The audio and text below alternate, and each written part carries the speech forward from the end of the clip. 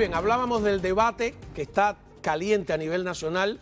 Por un lado está el mensaje de que hay que hacer cumplir la ley en la frontera, pero por el otro está el aspecto humano. Así que vamos a hablar de los recién llegados que han sido desviados a ciudades santuarios por los gobernadores de Texas y de la Florida. Tratar de mirarlo en términos generales. ¿Quién mejor que Negar Granado, que es abogado, analista político, que es venezolano también, y que le toca de cerca, porque este último grupo ha sido mayoritariamente venezolano, ¿no? Sí, las cifras son bien alarmantes.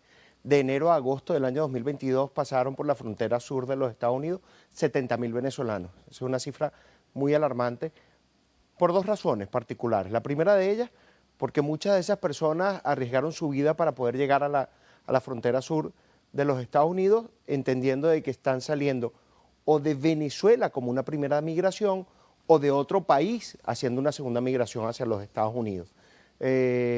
Son personas que de alguna u otra forma tuvieron procesos xenófobos o de xenofobia en países reconocidos como Colombia, Perú, Chile, y que se tuvieron que salir de esos países después de haber tenido esa primera migración. Pero lo importante en este momento es cómo está afectando esa migración a los Estados Unidos.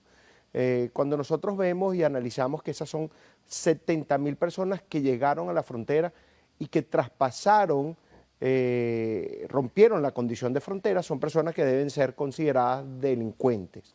Y delincuentes porque cometieron un delito, no porque hayan cometido un crimen, sino cometieron un delito de migración. Lo otro que tenemos que entender es que el Estado no está preparado para recibir a esos 70.000 migrantes y mucho menos para procesarlos, para ver si son personas que realmente no están pedidas en extradición por crímenes cometidos en otros países, si son personas que tienen de alguna otra forma crímenes cometidos en Venezuela, si son personas que vienen con intención de causar un daño en los Estados Unidos que afecte o atente contra la seguridad pública.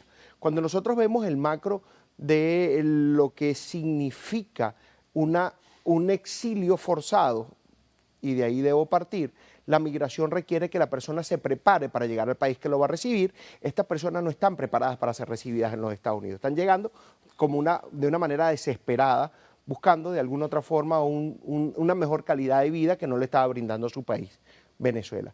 Pero lamentablemente también tenemos que tomar en consideración de que esto pudiera ser una política de Estado del régimen de Venezuela, comparando la situación del Mariel y el Marielito de los años 80 del régimen de Cuba con lo que está pasando hoy en día con el régimen de Venezuela.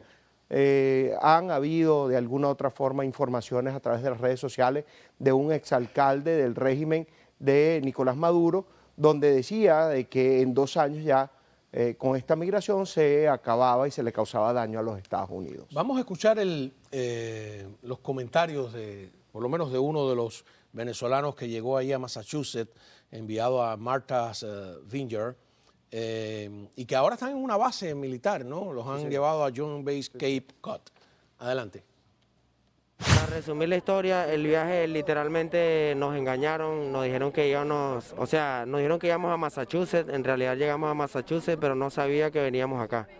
Entonces cuando llegamos acá nos encontramos sorprendidos porque buscamos a la gente de acá en la isla de Martha, la gente nos vio como confundidos, ¿quiénes son ustedes? Y nosotros, ¿quiénes son ustedes también? Entonces quedamos como, ninguno sabíamos quién era nadie, ellos no sabían la causa por la que nosotros veníamos, nosotros tampoco sabíamos la causa por la que llegamos. Mira, es muy lamentable porque cuando nosotros vemos que son personas que de alguna u otra forma deben de tener alguna consideración humanitaria, producto de haber pasado un periplo muy grande como pudo haber sido el Darién, producto de que no tienen cómo arraigarse a su país porque Venezuela los expulsó y adicional a eso llegan a un país donde le hacen ofertas que de alguna u otra forma son engañosas.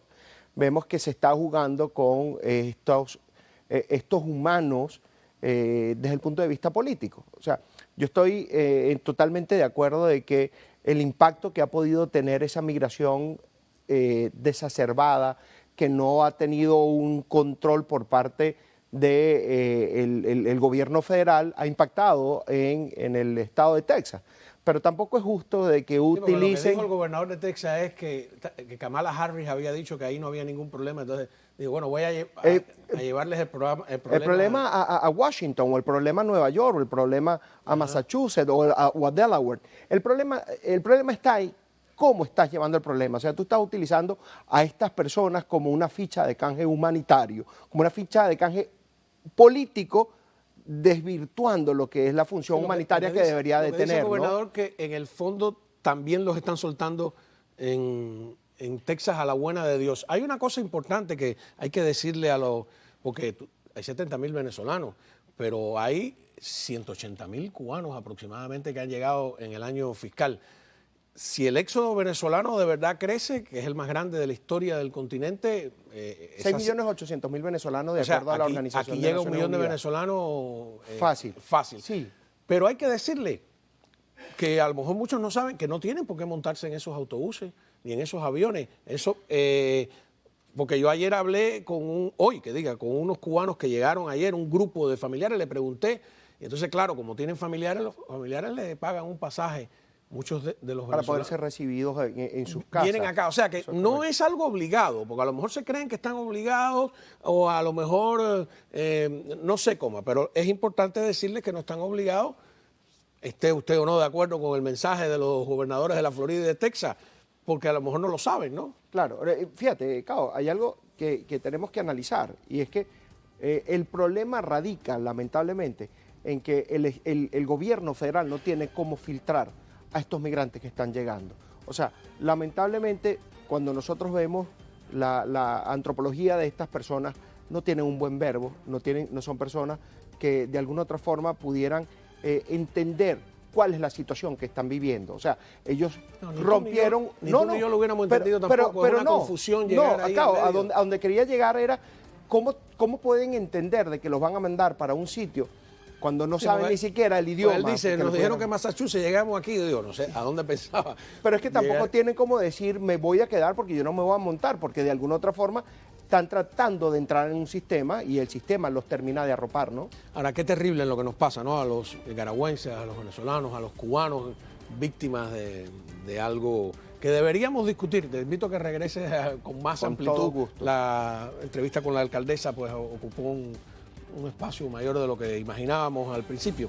Pero sí, yo creo que hay que compensar el lado humano y el político. Efectivamente, no utilizar a estas personas como una ficha política cuando lo que necesitan es un poco de atención humanitaria. Muchísimas gracias por haber estado aquí. A la vuelta, el crítico de cine Alejandro